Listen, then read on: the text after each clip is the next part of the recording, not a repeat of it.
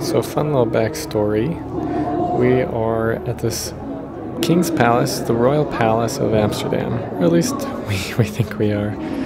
We enter this church. They don't tell us that the Royal Palace, or not the Royal Palace. They refuse to give us a refund, claiming they can't, which is not true.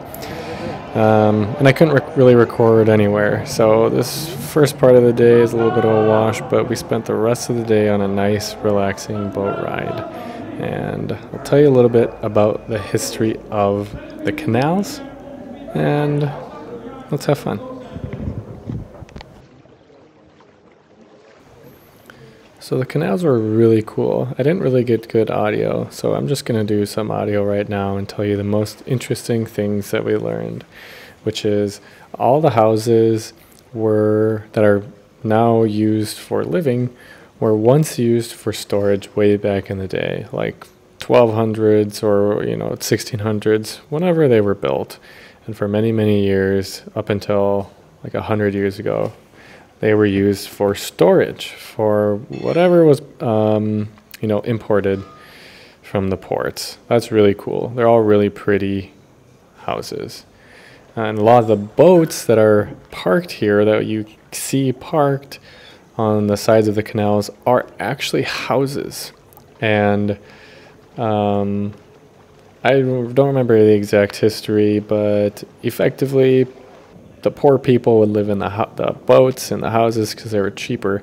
And only really in the past 30 years have they been given electricity and modern plumbing, which means the people living in there before this would just use the canals as a toilet. And that is nasty. But I'm sure there's more facts that I'm missing. But these are the facts that I really remember that were the most interesting. And now we go to one of the prettiest places, maybe the prettiest place. It was Diana's background for work for the past couple of years because it's super pretty, the houses are pretty, everything in here is pretty, and it's called Zaanse Schans. Oh my gosh. Well, it is not as stable as I thought. We are at Zaanse Schans. Zaanse Schans, or Zaanse Schans. Yeah. Ah, that's close. Okay. This place is really cool. It's a bunch of old houses that actually got relocated to here, and a bunch of windmills too. So it's just a really beautiful neighborhood. Actually not very touristy, to be honest, but back there we just saw the first grocery store that's of Albert Heijn. I don't know how you say that, but that grocery store is prevalent everywhere in Amsterdam. So it's cool to see. This is kind of where these are the old Dutch style buildings.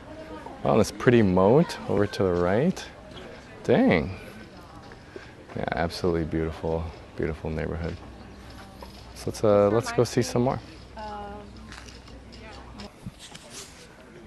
The sign told us enter at your own risk, but it seems pretty stable. And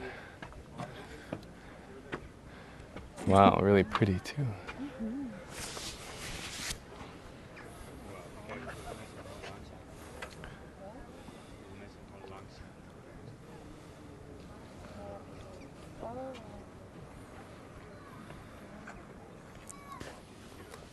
So this is Zaanse Schans. We just read that where the sconce came from, or the name came from, is from sconces, which are like fortifications, either by earth or with cement or stone or wood or whatever. But this was important in when the Spanish were invading. They used sconces to, again, a lot from earth to help fend off the attacks. And this area is mostly artificial. They kind of just brought these buildings in And I don't know exactly why. I guess a lot of them are gift shops, so maybe just to sell more stuff. Because apparently Dutch like money more than Americans, or just as much as Americans. So we're gonna walk into the proper town, where there are more original buildings, and enjoy the prairies and windmills over to our right-hand side.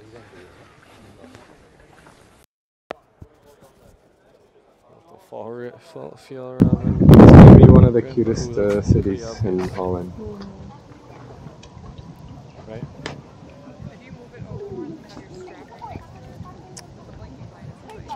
the blinking light's coming on. Maybe I'll just hold it in my hand.